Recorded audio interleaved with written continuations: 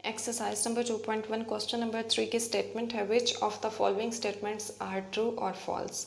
हमारे सामने कुछ स्टेटमेंट्स गिवन है और हमने बताना है कि इनमें से कौन सी ट्रू है और कौन सी फॉल्स।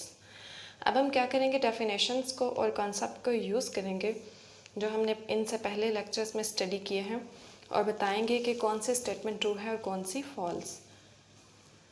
फर्स्ट नंबर पर स्टेटमेंट राइट है 2/3 is an irrational number. First statement में कहा जा रहा है कि 2/3 जो है ये एक इरेशनल नंबर है। तो हम चेक कर लेते हैं कि 2/3 जो है क्या वो इरेशनल नंबर ही है।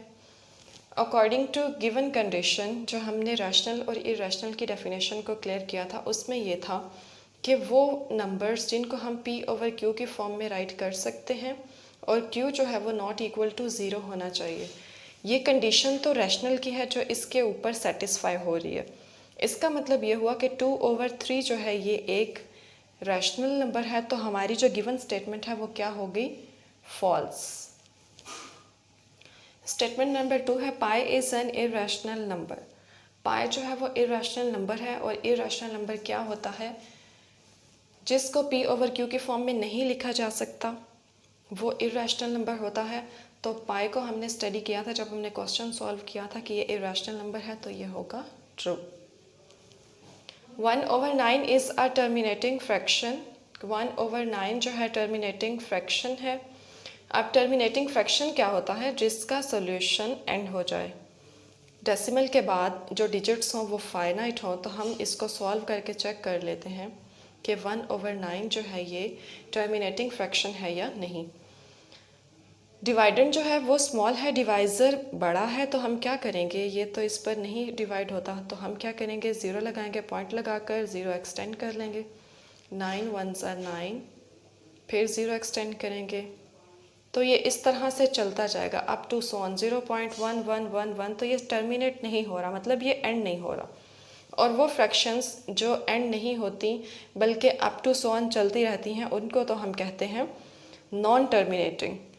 तो ये टर्मिनेटिंग गिवन है, इसलिए ये स्टेटमेंट होगी false. 3/4 is a terminating fraction. 3/4 जो है वो टर्मिनेटिंग फ्रैक्शन है या नहीं, ये भी हम सॉल्व करके चेक करेंगे। 3/4 3 and 4 और डिवाइडेंड जो है ये ग्रेटर है, डिवाइज़र स्मॉल है, तो हम क्या करेंगे, ज़ीरो लगाएंगे। सेम वही पैटर्न जो हमने यहाँ पर अप्लाई किया है। 4 7s are 28, 10 - 8 2, 4 5s are 20। तो यहाँ पर ये हमें नज़र आ रहा है कि इसका सोल्यूशन जो है वो टर्मिनेट हो चुका है 0.75 पर, एंड हो गया है। इसका मतलब है ये टर्मिनेटिंग है, तो ये हमारे पास हो जाएगी statement true. 4/5 is a recurring fraction. Recurring क्या होता है कि डिजिट्स जो हों पॉइंट के बाद वो रिपीट हो रहे हों, सेम डिजिट्स हों, उसे हम कहते हैं रिकरिंग फ्रैक्शन।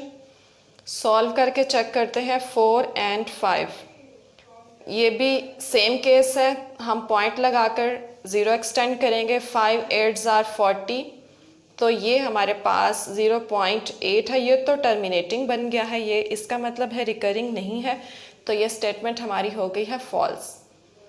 कॉन्सेप्ट को यूज़ करते हुए हमने ट्रू और फॉल्स बता दिए हैं। क्वेश्चन नंबर 3 यहाँ पर कंप्लीट हो गया।